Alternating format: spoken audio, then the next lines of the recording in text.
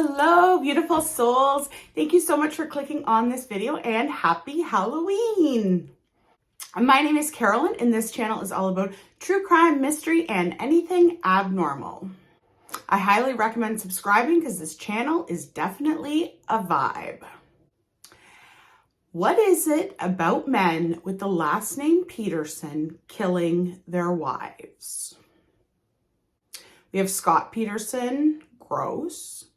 Drew Peterson, gross. And today we are talking about Michael Peterson. If you have a husband with the last name Peterson, keep an eye on him. Michael Peterson was born in 1943 in Nashville, Tennessee.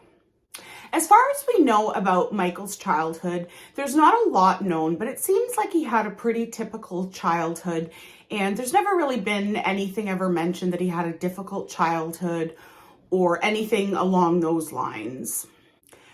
But one thing about Michael is he is a pathological liar that has a very disconnected relationship with the truth.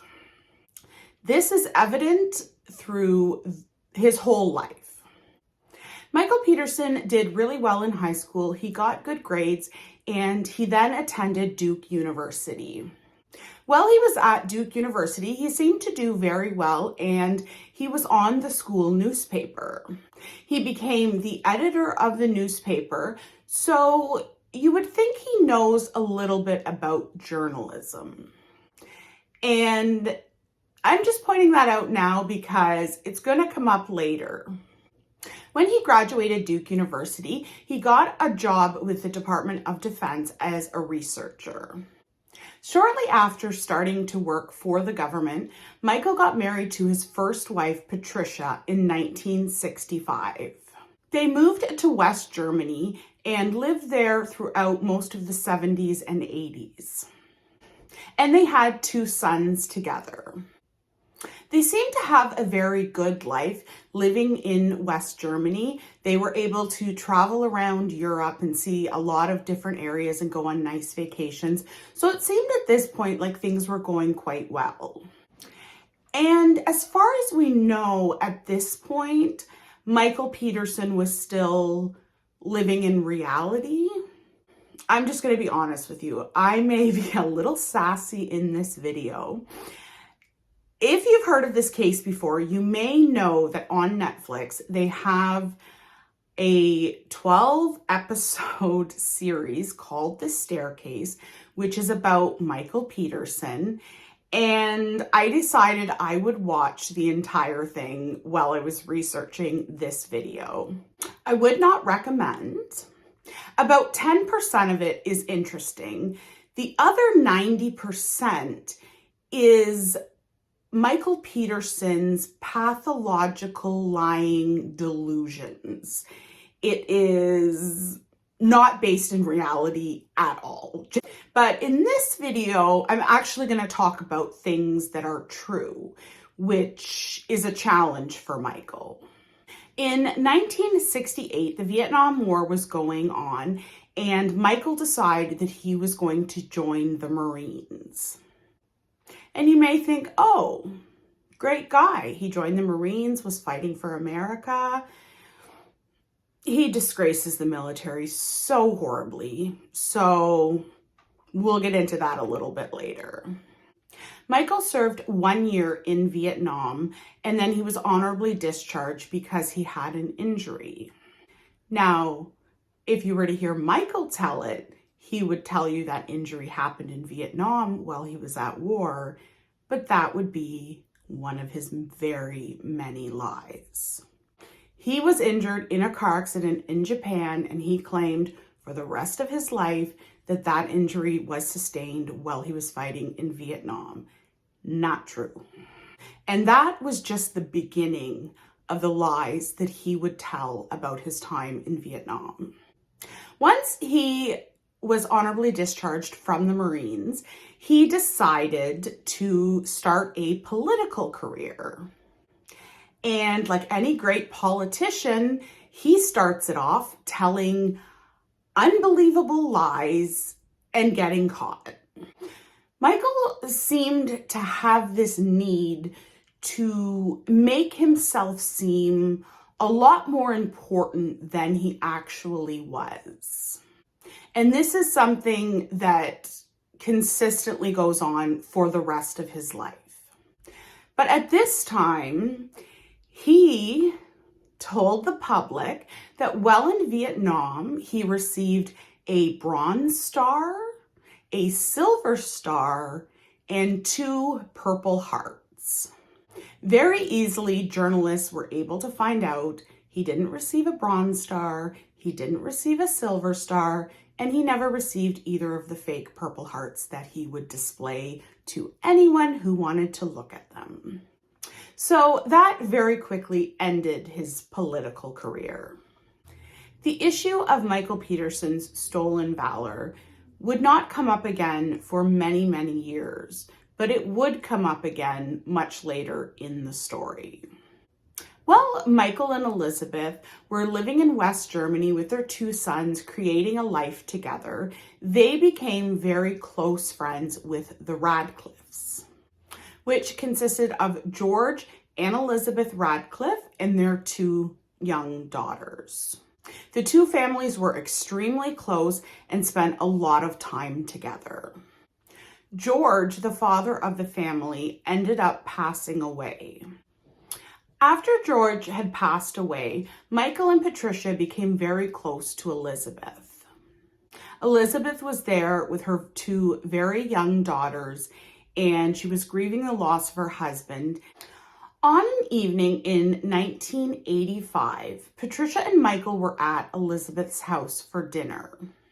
So for dinner, it was Michael and Patricia and Elizabeth, and Michael and Patricia's 2 sons and Elizabeth's 2 daughters. Once they finished dinner, Patricia and the 2 boys went home, and Michael decided to stay to help Elizabeth put the 2 girls to bed. Michael stayed there for about an hour, helping her put her girls to bed. He then went home to his wife and 2 sons, and then decided he wanted to go back to Elizabeth's house. His wife, Patricia, confirmed that he went back for about half an hour to 40 minutes. What was done during this time, no one knows. Michael was the last person to see Elizabeth alive before she ended up dead at the bottom of a staircase, and this would not be a one-time situation for Michael. German and American authorities looked into Elizabeth's death. At this time, her death was listed as natural causes, but this would change many, many years later. And as I had mentioned, Elizabeth had 2 young daughters, and Michael and Patricia decided that because Elizabeth didn't have much family to take care of the girls, that Michael and Patricia would adopt the 2 girls.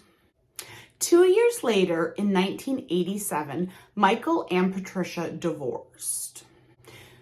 The arrangement was for the 2 sons to stay and live with Patricia, and for the 2 daughters to stay and live with Michael. The 2 daughters' names are Margaret and Martha. And in my personal opinion, Margaret and Martha are 2 of the biggest victims in this story. Just know this guy is a shady mofo. Michael decided to move back to the States, and he moved to Durham, North Carolina. He had Margaret and Martha with him, and eventually his 2 sons would join him as well. In 1989, Michael and the 4 children moved in with Kathleen Atwar. Kathleen Atwar had a daughter of her own, and she was a very successful executive for Nortel. They married in 1997, and they became a blended family with Michael's 2 sons, his 2 adopted daughters, and Kathleen's daughter, Caitlin. Michael Peterson went on to write 3 novels about his time in Vietnam. They were obviously fiction because Michael Peterson never was honest about a single thing that he did in Vietnam. He lied so much to try to make himself look like a hero, and he was anything but. On December 9th, 2001, Kathleen, his wife, was found beaten to death at the bottom of their staircase.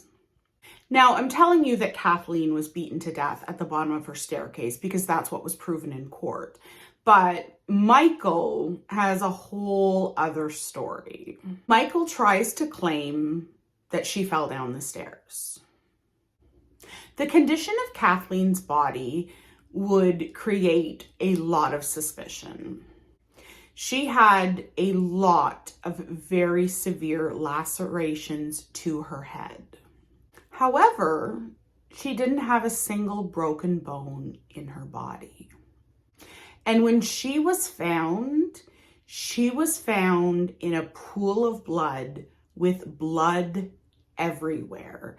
It was all over the walls. It was a huge pool beneath her body. There was blood on the ceiling. There was a lot of blood. So Michael calls 911, and this guy is so freaking creepy. He calls 911 claiming she fell down the stairs. The delusion that Michael Peterson would like the world to believe is that Kathleen fell down the stairs in such a violent fashion that she had severe injuries all over her head, her scalp, all over her head.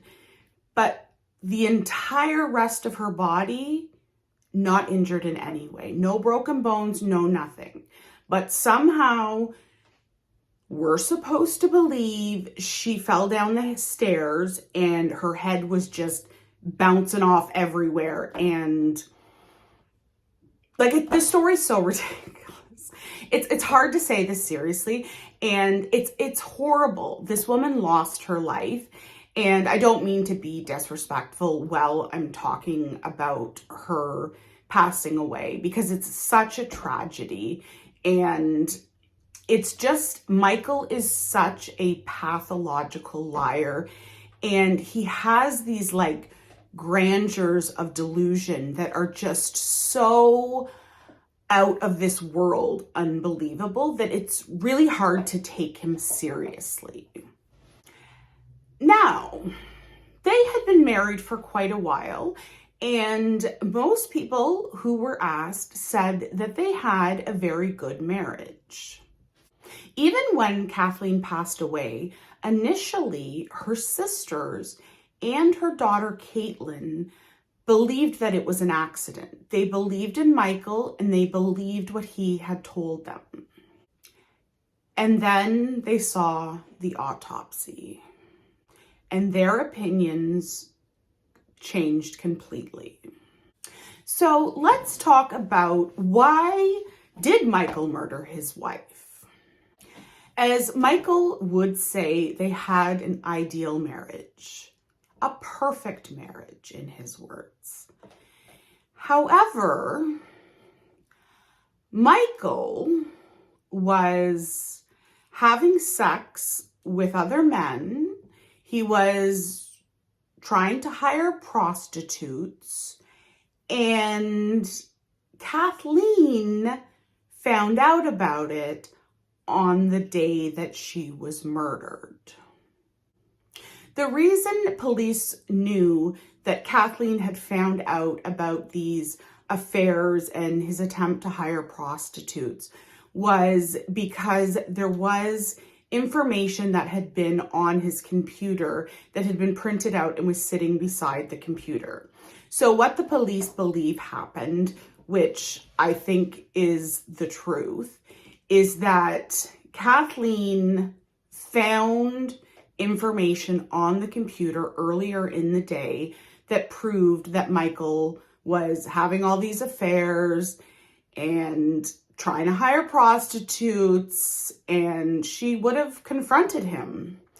And Michael, who cannot face when anyone calls him out on his lies, he believes that he can tell the most ridiculous, outlandish lies, and everyone will just believe him. And even when Michael is confronted about his affairs by the police, he claims, oh, Kathleen knew about it. She knew that I was going out sleeping with other people, and she knew I was hiring prostitutes, and she had no problem with it. Absolutely no problem with it. She was completely fine with Michael sleeping with God knows how many people. Did anyone believe this? His 4 children did. So at this point in the story, the family's divided. On one side, you have Kathleen's sisters and Kathleen's daughter, Caitlin, who know that Michael murdered Kathleen. On the other side, you have pathological lying Michael, who has somehow brainwashed his 4 children to believe what he is telling them. And these 4 children, his 2 biological sons and his 2 adopted daughters of the woman many, many years ago that was found dead at the bottom of a staircase, just like Kathleen, the daughters he adopted that were hers. And they are ride or die for Michael. In The Staircase, the Netflix show, it follows the family for, I think, about 15 years, because there's so much more to this story. But the whole show, Michael has somehow convinced his children that their mother being murdered, or their belief she fell down the stairs and died naturally. So let's just even say she fell down the stairs and died naturally, because that's what the 4 children believe. Continuously, for years and years, the family sits around and makes jokes about Kathleen dying.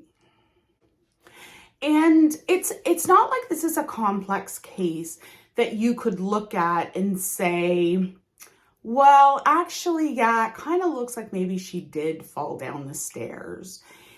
It's perfectly clear to any rational person this woman was beaten to death. Like, there is no question if you were looking at it logically. So Michael is obviously charged for murder. And through the Netflix show, The Staircase, you get to see Michael's reaction to everything. In the lead up to the trial, the prosecution wants to exhume Elizabeth's body. So Elizabeth is the woman who almost 20 years earlier had been found dead at the bottom of a staircase, and the last person to see her alive was Michael. And now he's being charged with murder of his wife, who as well is found dead at the bottom of a staircase. So obviously they believe that they are connected. So you get to see behind the scenes when his defense attorney tells Michael that her body is going to be exhumed. And as soon as his defense attorney tells him that her body is going to be exhumed, he is terrified. And his defense attorney is saying to him, Michael, there's no problem. It was natural causes. Let them exhume the body. They will see it was natural causes. They will see it's not connected. And Michael freaks out. Michael does not want this woman exhumed. He comes up with a million different reasons why, but he can't stop it. But it's very telling how his defense attorney is very relaxed about it, because the defense attorney believes that it was an accident. Michael is probably the only person that actually knows the truth. So they exhume her body. It is examined, and it is found that the manner of death was homicide. Now, Michael is never arrested or charged for that murder. So technically, we can't say that he murdered her because he was never tried or convicted of it. But, common sense. In October 2002, Kathleen's daughter, Caitlin, who is the daughter who's on the side with the murdered woman's sisters, and then Michael's got the 4 other kids on his side. This daughter sues him for wrongful death of her mother, and obviously she wins. So she is awarded $25 million. Will she ever see that money? Not likely. Then on October 2003, Michael is found guilty of murder and is sentenced to life in prison. And it would be wonderful if this is where the story ended, but oh no. So Michael spends 8 years in prison, and Michael did not handle prison well. In those 8 years, he looked like he aged about 30 years. And even up to the moment that he was called into the courtroom to hear the verdict, he was 100% confident that he would be found not guilty. And the reason I think he believed this is that he had lied about everything his entire life, and he had never faced any consequences for his actions. He had lied, like pathologically lied about his entire life, and he never paid any consequences. This was the first time he was actually held responsible for his actions. And I think he just thought he was smarter than everyone else and he could do whatever he wanted and everyone would believe his lies. And during those 8 years, his defense attorney tried to do all these appeals and they all got turned down. So it looked like he'd exhausted his appeals and there really was no other options for him to be able to get out of prison. Until one of the experts that had testified for the prosecution was found out to be faking all kinds of results for all kinds of things. He was the expert who had testified about the blood splatter, the blood patterns. So it was a very significant part of the case that he did lie about. He would create fake experiments, like they weren't real experiments. He would basically create these kind of fake experiments and would just testify whatever the prosecution wanted. There was never any connection that the prosecution knew that he was lying about all of these cases. And so obviously, because this man lied, Michael deserved to have a new trial. Even though we know he's guilty and we know he committed this murder, he was convicted unfairly because the expert that testified lied. So he went to court and was obviously granted a new trial. So he was released December 16th, 2011. When he was released, it was in expectation that there was going to be another trial. He was released on bail, awaiting a new trial, and he was sentenced to house arrest with an ankle monitor. And this goes on for years. But Michael, from the beginning, when he was first charged, had got a film crew from France to create a documentary about this. And this is the result, was the staircase. And so we get to watch him as he goes through these years on house arrest. And this is where it becomes very clear that he has brainwashed the 4 children.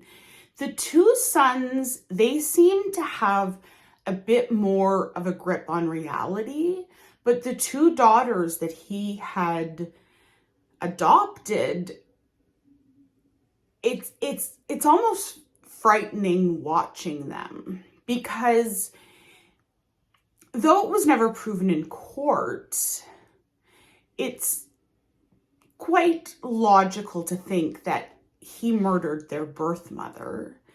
He then murdered their mother who raised them. But these girls have this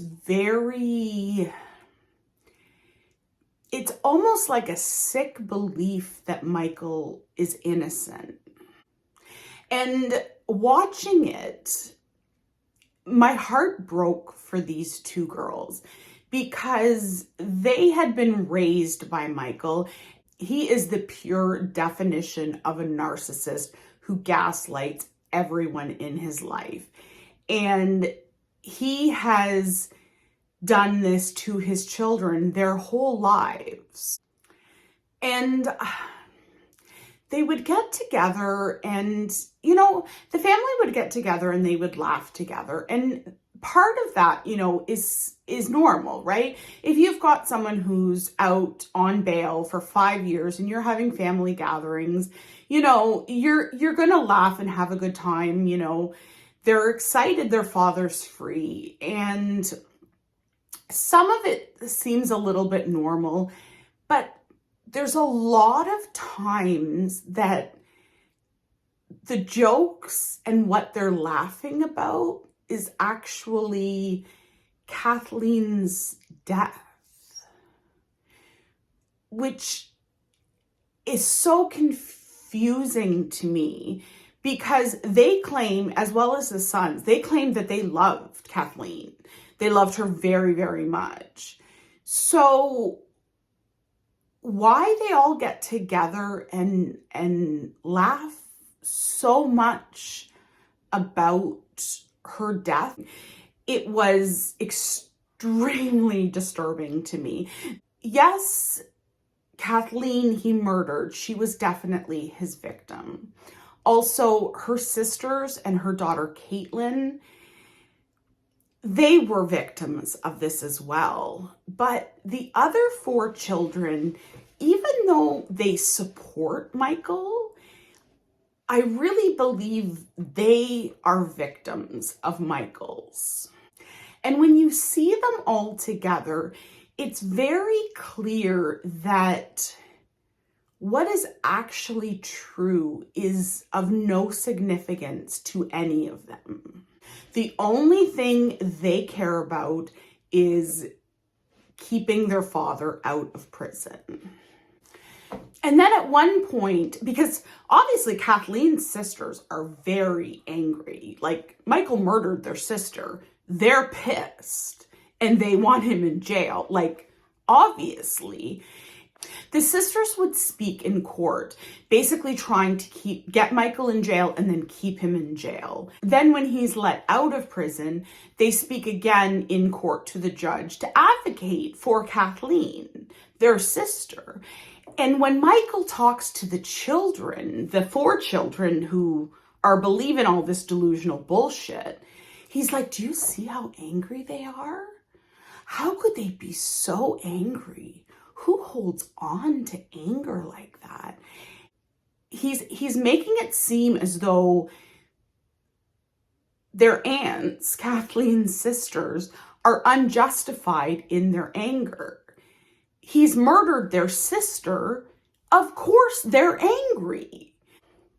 So while this is all going on, obviously the prosecution they want to retry him. They want him to pay for this. They want to get justice for Kathleen. So there's a lot of things that kind of go on. One of the things that happens is that a lot of the original evidence had been compromised in all of these years.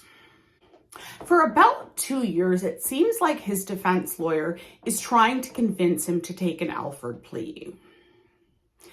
Because although the prosecution, they want to charge him and put him in jail for life, they realize that the evidence that they had back then has all been destroyed. None of it can be used. And so between the defense attorney and the prosecution, it's over a 2-year period. It kind of goes back and forth where they're offering him an Alford plea. And Michael's issue with the Alford plea is that he doesn't want to say he's guilty. So he'll kind of talk to the defense attorney and make it seem like, okay, yeah, I'm going to do it so my kids won't be in pain anymore, which should have been done a long time ago. The length of time he allows those 4 children who believe him to suffer is just disgusting to me. But he ends up taking an Alford plea. Now, if you don't know what an Alford plea is, basically an Alford plea is, I'm guilty, but I don't want to say I'm guilty. You're admitting the prosecution has enough evidence to convict me of this crime, but I'm not willing to say I'm guilty. So on February 24th, 2017, Michael finally agrees to an Alford plea. And he goes into court, and there's all this stuff where he's like, I'm not saying I'm guilty. I'm not willing to say I'm guilty. And it's like, he can't, this is a man who has never told I don't think he's ever told the truth a single day in his entire life. Like, him admitting the truth is just beyond his capability. I really don't believe that he even has the ability anymore to tell the truth. But he is forced to, the words I'm guilty never come out of his mouth, but the judge does say to him, you realize accepting this plea is admitting that you are guilty. And he says yes, because the prosecution, when they wanted to offer the Alford plea, they were not willing to do anything that Caitlin, who is Kathleen's daughter and Kathleen's sister, the prosecution is not willing to do anything that they are not okay with, which is right, which is what they should do, because they are really the victims in this situation. I mean, obviously Kathleen is the main victim, but the families are the ones who are going to live the rest of their lives without her.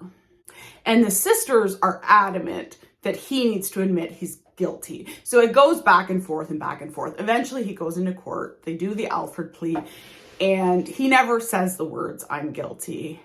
But then Kathleen's sister gets up to speak, and she puts Michael in his place.